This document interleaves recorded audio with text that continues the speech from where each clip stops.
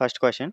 అహ్మదాబాద్‌లోని నరేంద్ర మోదీ స్టేడియంలో జరిగిన ఐపీఎల్ 2026 ఎనిమిది 19వ ఎడిషన్ ఫైనల్ టైటిల్‌ను గెలుచుకున్న జట్టు ఏది? కరెక్ట్ ఆన్సర్ చూడండి. Option A royal Challengers Bengaluru అండి. గుజరాత్ టైటాన్స్‌పై విజయం సాధిస్తూ వరుసగా రెండో టైటిల్‌ను ఆర్‌సీబీ కైవసం చేసుకుందండి. ఫైనల్ మ్యాచ్‌లో Virat Kohli player of the మ్యాచ్‌గా నిలిచారండి. వైభవ్ సూర్యవంశీ 776 పరుగులతో ఆరెంజ్ క్యాప్ అందుకున్నాడండి. అలాగే most valuable player, emerging player of the season, super striker of the season మరియు సూపర్ సిక్సెస్ అవార్డులను కూడా వైభవ్ సూర్యవంశే సాధించాడండి. గుజరాత్ టైటాన్స్‌కు చెందిన కగిసో రబాడా 29 వికెట్లతో పర్పుల్ క్యాప్ గెలుచుకున్నాడండి. ఓకేనా? సో, క్వశ్చన్ ఏంటంటే ఎక్కడ జరిగిందండి? అహ్మదాబాద్‌లోని ఏది స్టేడియం? నరేంద్ర మోదీ స్టేడియంలో జరిగిన ఐపీఎల్ 2026 ఎనిమిదవ ఎడిషన్ 19వ ఎడిషన్ ఫైనల్ టైటిల్‌ను గెలుచుకున్న జట్టు ఏది అంటే కరెక్ట్ ఆన్సర్ ఆప్షన్ ఏ రాయల్ ఛాలెంజర్స్ బెంగుళూరు అండి. ఎవరిపై గెలిచారంటే గుజరాత్ టైటాన్స్ అండి. వరుసగా రెండో టైటిల్‌ను ఆర్‌సీబీ కైవసం చేసుకుందండి. గత సంవత్సరం కూడా ఆర్‌సీబీ గెలిచిందండి. అయితే ఫైనల్ మ్యాచ్‌లో ప్లేయర్ ఆఫ్ ది మ్యాచ్‌కి ఎవరు నిలిచారండి? విరాట్ కోహ్లీ నిలిచారండి. ఆరెంజ్ క్యాప్ ఎవరికొచ్చిందండి? వైభవ్ సూర్యవంశీ. ఎన్ని పరుగులు? 777 పరుగులతో ఆరెంజ్ క్యాప్ అందుకున్నాడండి. అలాగే వైభవ్ సూర్యవంశీకి most valuable player, emerging player of the season, super striker of the season మరియు సూపర్ సిక్సెస్ అవార్డులను కూడా ఆయనే పొందారండి. ఓకేనా? మరి పర్పుల్ క్యాప్ అంటే ఎక్కువ వికెట్లు తీసింది ఎవరండి? గుజరాత్ టైటాన్స్‌కు చెందిన కగిసో రబాడా. ఎన్ని వికెట్లు? 29 వికెట్లతో గెలుచుకున్నాడండి. ఓకేనా? అన్ని కీ పాయింట్స్ గుర్తుంచుకోవాలి. క్వెషన్ ఏ విధంగానైనా వస్తుందండి. Next question. South Coast railway 2026 June 1 నుండి భారతీయ రైల్వేల్లో ఎన్నవ రైల్వే జోన్‌గా ఏర్పడింది? కరెక్ట్ ఆన్సర్ చూడండి. ఆప్షన్ సి 18వ రైల్వే జోన్ అండి. దీని ప్రధాన కార్యాలయం ఎక్కడుందండి? విశాఖపట్నంలో ఉందండి. ఈ కొత్త జోన్‌లో విజయవాడ, గుంటూరు, గుంతకల్ మరియు కొత్తగా ఏర్పడిన విశాఖపట్నం డివిజన్లుగా ఉన్నాయండి. ఈ రైల్వే జోన్ 2026 జూన్ 1 నుండి అధికారికంగా కార్యకలాపాలు ప్రారంభించిందండి. దీంతో భారతీయ రైల్వేల జాతీయ లోగోలో 17 నక్షత్రాల స్థానంలో 18 నక్షత్రాలు చేర్చబడ్డాయండి. ఓకేనా? సో, క్వెషన్ ఏంటండి పేరు? సౌత్ కోస్ట్ రైల్వే 2026 జూన్ 1 నుండి భారతీయ రైల్వేల్లో ఎన్నవ రైల్వే జోన్‌గా ఏర్పడింది అంటే కరెక్ట్ ఆన్సర్ ఆప్షన్ సి 18వ రైల్వే జోన్ అండి. అయితే దీని ప్రధాన కార్యాలయం ఎక్కడుందండి? విశాఖపట్నంలో ఉందండి. అయితే ఈ కొత్త జోన్‌లో ఎన్ని డివిజన్‌లు ఉన్నాయండి? 4 డివిజన్‌లు ఉన్నాయండి. ఏవేవంటే విజయవాడ, గుంటూరు, గుంతకల్లు మరియు కొత్తగా ఏర్పడిన విశాఖపట్నం డివిజన్లుగా ఉన్నాయండి. ఓకేనా? అయితే ఈ రైల్వే జోన్ 2026 జూన్ 1 నుండి అధికారికంగా కార్యకలాపాలు ప్రారంభించిందండి. దీంతో భారతీయ రైల్వేల జాతీయ లోగోలో ఎన్నండి 17 నక్షత్రాల స్థానంలో 18 నక్షత్రాలు ఇప్పుడు చేర్చబడ్డాయండి. ఓకేనా? Next question. Singapore open badminton టోర్నమెంట్‌లో పురుషుల డబుల్స్ టైటిల్‌ను గెలుచుకున్న జట్టు ఏది? కరెక్ట్ ఆన్సర్ చూడండి. ఆప్షన్ సి సాత్విక్ సాయిరాజ్ రాంకిరెడ్డి మరియు చిరాగ్ శెట్టి అండి. ఫైనల్లో ఈ భారత జోడీ ఇండోనేషియాకు చెందిన మహమ్మద్ షోహిబుల్ ఫిక్రీ మరియు ఫజర్ ఆల్ఫియన్ జోడీపై విజయం సాధించిందండి. సింగపూర్ ఓపెన్ టైటిల్ను గెలుచుకున్న తొలి భారత డబుల్స్ జోడీగా వీరు చరిత్ర సృష్టించారండి. ఈ tournament BWF world tour super 750 విభాగానికి చెందిందండి. సో, క్వెషన్ ఏంటంటే ఏది సింగపూర్ ఓపెన్ బ్యాడ్మింటన్ టోర్నమెంట్‌లో పురుషుల డబుల్స్ టైటిల్‌ను గెలుచుకున్న జట్టు ఏది అంటే correct answer option C Satwik Sairaj Rankireddy మరియు చిరాగ్ శెట్టి అండి. అయితే ఎవరిపై గెలుపొందారండి? ఇండోనేషియాకు చెందిన మహమ్మద్ షోహిబుల్ ఫిక్రీ మరియు ఫజర్ ఆల్ఫియన్ జోడీపై విజయం సాధించిందండి. సింగపూర్ ఓపెన్ టైటిల్‌ను గెలుచుకున్న తొలి భారత డబుల్స్ జోడీగా వీరు చరిత్ర సృష్టించారండి. అయితే ఈ tournament BWF world tour super 750 విభాగానికి చెందిందండి. ఓకేనా? Next question. రియల్ టైమ్ వాతావరణ సమాచారాన్ని అందించే స్కైకాస్ట్ వాతావరణ పర్యవేక్షణ వ్యవస్థను ఏర్పాటు చేసిన భారతదేశపు తొలి విమానాశ్రయం ఏది? కరెక్ట్ ఆన్సర్ చూడండి. ఆప్షన్ డి ఇందిరాగాంధీ అంతర్జాతీయ విమానాశ్రయం అండి. ఈ వ్యవస్థను జితేంద్ర సింగ్ ప్రారంభించారండి. స్కైకాస్ట్ రియల్ టైమ్ వాతావరణ సమాచారాన్ని అందిస్తుందండి. దీంతో విమానాల ఆలస్యాలు మరియు అంతరాయాలను తగ్గించడంలో సహాయం లభిస్తుందండి. ఈ ప్రాజెక్ట్ కేంద్ర ప్రభుత్వ మిషన్ మౌసం కార్యక్రమం కింద అభివృద్ధి చేయబడిందండి. ఈ వ్యవస్థను అమలు చేసిన ప్రపంచంలోని 19వ దేశంగా భారత్ నిలిచిందండి. సో, క్వెషన్ ఏంటంటే రియల్ టైమ్ వాతావరణ సమాచారాన్ని అందించే ఏదండి స్కైకాస్ట్ వాతావరణ పర్యవేక్షణ వ్యవస్థను ఏర్పాటు చేసిన భారతదేశపు తొలి విమానాశ్రయం ఏది? Correct answer option D Indira Gandhi అంతర్జాతీయ విమానాశ్రయం అండి. అయితే ఈ వ్యవస్థను ఎవరు ప్రారంభించారండి? జితేంద్ర సింగ్ ప్రారంభించారండి. ఈ స్కై కాస్ట్ రియల్ టైమ్ వాతావరణ సమాచారాన్ని అందిస్తుందండి. అలాగే విమానాల ఆలస్యాలు మరియు అంతరాయాలని తగ్గించడంలో సహాయం లభిస్తుందండి.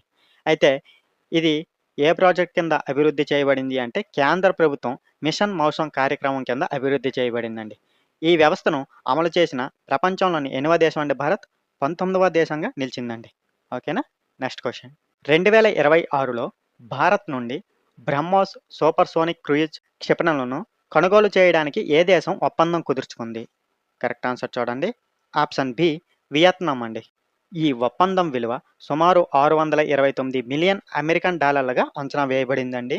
బ్రహ్మోస్ క్షిపణిని భారత్కు చెందిన డిఆర్డిఓ మరియు రష్యాకు చెందిన ఎన్పిఓ సంయుక్త భాగస్వామ్య సంస్థ అయిన బ్రహ్మోస్ ఏరోస్పేస్ అభివృద్ధి చేసిందండి. 2022లో ఫిలిప్పీన్స్ బ్రహ్మోస్ క్షిపణిని వ్యవస్థను కొనుగోలు చేసిన తొలి విదేశీ దేశంగా నిలిచిందండి. ఈ క్షిపణి మాక్ 2.8 నుండి 3.0 వేగంతో ప్రయాణిస్తుందండి. దీంతో ఇది ప్రపంచంలోనే అత్యంత వేగవంతమైన క్రూయిజ్ క్షిపణుల్లో ఒకటిగా గుర్తింపు పొందిందండి. ఓకేనా? సో క్వశ్చన్ ఏంటంటే 2026లో భారత్ నుండి బ్రహ్మోస్ సూపర్సోనిక్ క్రూయిజ్ క్షిపణులను కొనుగోలు చేయడానికి ఏ దేశం ఒప్పందం కుదుర్చుకుంది అంటే correct answer option B Vietnam అండి. అయితే ఈ ఒప్పందం విలువ ఎంత అండి? సుమారు 629 మిలియన్ అమెరికన్ డాలర్లుగా అంచనా వేయబడిందండి.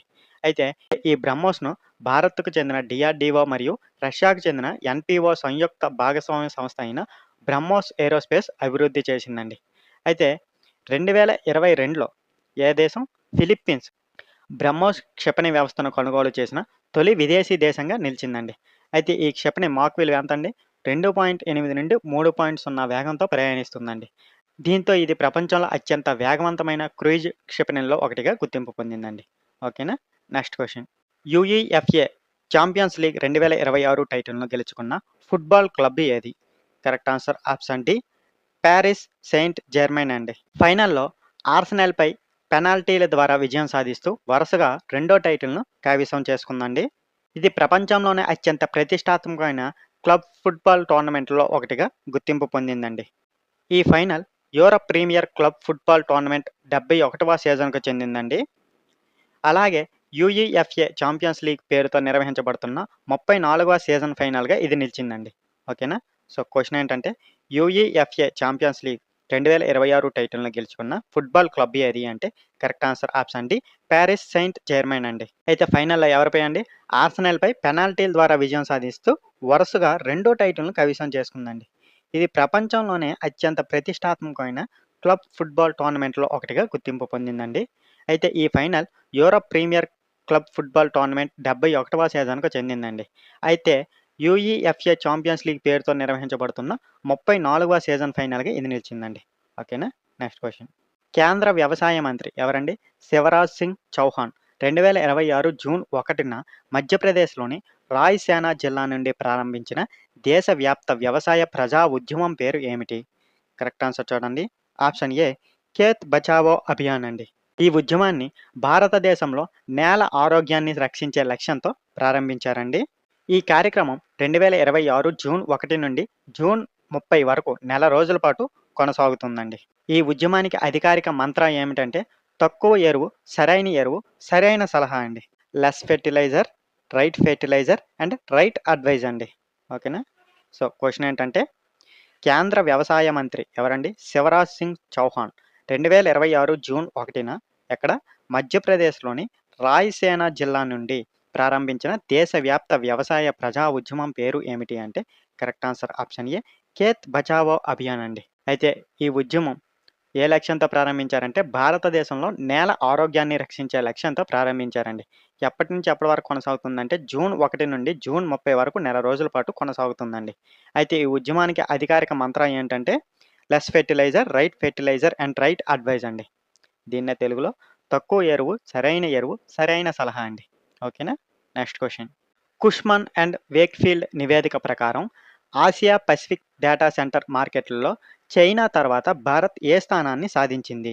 కరెక్ట్ ఆన్సర్ చూడండి. ఆప్షన్ బి 2వ స్థానం అండి. మొత్తం ఆసియా పసిఫిక్ ప్రాంతంలో హైదరాబాద్ ప్రముఖ సెకండరీ డేటా సెంటర్ మార్కెట్గా ఎదిగిందండి.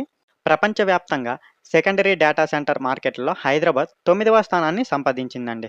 గూగుల్ సంస్థ ఒక గిగావాట్ సామర్థ్యంతో సుమారు 1,35,000 కోట్ల రూపాయల పెట్టుబడితో విశాఖపట్నంలో భారీ డేటా సెంటర్ నిర్మిస్తుందండి. రిలయన్స్ 1-1.5 గిగావాట్ సామర్థ్యంతో, అలాగే అదానీ 300 మెగావాట్ల సామర్థ్యంతో భారీ ఏఐ మరియు hyper scale data సెంటర్లను నిర్మిస్తున్నాయండి.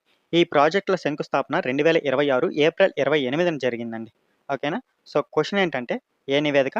కుష్మాన్ and Wakefield నివేదిక ప్రకారం ఆసియా పసిఫిక్ డేటా సెంటర్ మార్కెట్‌లో చైనా తర్వాత భారత్ ఏ స్థానాన్ని సాధించింది అంటే కరెక్ట్ ఆన్సర్ ఆప్షన్ బి 2వ స్థానం అండి. మొత్తం ఆసియా పసిఫిక్ ప్రాంతంలో హైదరాబాద్ ప్రముఖ సెకండరీ డేటా సెంటర్ మార్కెట్‌గా ఎదిగిందండి. అయితే ప్రపంచవ్యాప్తంగా సెకండరీ డేటా సెంటర్ మార్కెట్‌లలో హైదరాబాద్ ఎన్నవ స్థానం అండి? 9వ స్థానాన్ని సంపాదించిందండి. గూగుల్ సంస్థ 1 గిగావాట్ సామర్థ్యంతో సుమారు 1,35,000 కోట్ల రూపాయల పెట్టుబడితో ఎక్కడండి? విశాఖపట్నంలో భారీ డేటా సెంటర్ నిర్మిస్తుందండి. అలాగే రిలయన్స్ 1-1.5 గిగావాట్ సామర్థ్యంతో, అలాగే అదానీ 300 మెగావాట్ల సామర్థ్యంతో భారీ ఏఐ మరియు హైపర్ స్కేల్ డేటా సెంటర్లను కూడా నిర్మిస్తున్నాయండి. ఓకేనా? అయితే ఈ ప్రాజెక్టుల శంకుస్థాపన 2026 ఏప్రిల్ 28న జరిగిందండి. ఓకేనా? Next question. పీఎం సేతు పథకం కింద ఎన్ఎస్సి ఆమోదం పొందిన స్ట్రాటజిక్ ఇన్వెస్ట్మెంట్ ప్లాన్ ఎస్ఐపి ద్వారా తొలి పరిశ్రమ భాగస్వామ్యాన్ని అమలు చేసిన ఐటీఐ క్లస్టర్ ఏది? కరెక్ట్ ఆన్సర్ చూడండి. Option C Visakhapatnam ITI cluster అండి. పీఎం సేతు అంటే skill empowerment through technology upgradation అండి. పీఎం సేతు కింద పరిశ్రమ భాగస్వామ్యాన్ని అమలు చేసిన తొలి భారత రాష్ట్రంగా ఆంధ్రప్రదేశ్ నిలిచిందండి. ఈ ప్రాజెక్టుకు యాంకర్ ఇండస్ట్రీ పార్ట్నర్గా Arcelor Mittal Nippon steel India సంస్థ ఉందండి. ఓకేనా? సో, క్వెషన్ ఏంటంటే పీఎం సేతు పథకం కింద ఎన్ఎస్సి ఆమోదించిన స్ట్రాటజిక్ ఇన్వెస్ట్మెంట్ ప్లాన్ ఎస్ఐపి ద్వారా తొలి పరిశ్రమ భాగస్వామ్యాన్ని అమలు చేసిన ఐటీఐ క్లస్టర్ ఏది అంటే correct answer option C Visakhapatnam ITI cluster అండి.